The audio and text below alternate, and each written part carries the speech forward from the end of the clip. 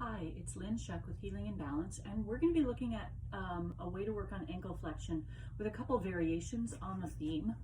So one is to come to a modified squat. I'll show you other ways to do this standing and sitting in a chair, but if you can be in a modified squat, then your pelvis is supported.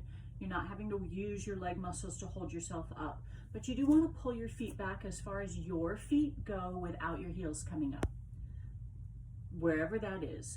And then press those heels down into the ground and try and lift the forefoot away from the floor. You can see not much is happening. If I took my feet further out, this is what I'm trying to do, right? I'm trying to lift, but I'm putting myself where I'm already at my limit and then trying to wake up the muscles that would lift my forefoot, not just my toes, but the whole forefoot up off the floor. Not much happening, but a whole lot of work is happening. So this is actually one way to increase ankle flexion, because after having done that, my feet go much further back. They wouldn't go that far back before that just now. So again, I try and push my heels down and try and lift that forefoot and lift that forefoot.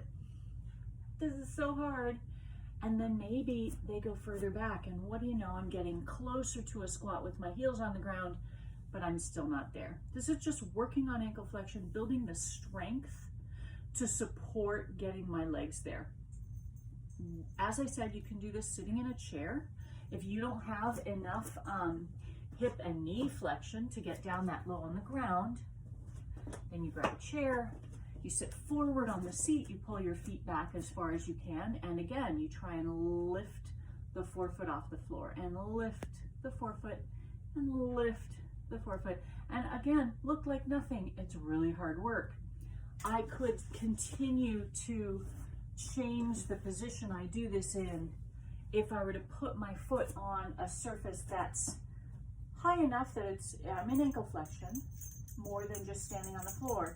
I'm going to try and lift, the dog is helping you see, I'm going to try and lift the ball of my foot up off that block. This is about a 3-inch block, so I'm at my limit here.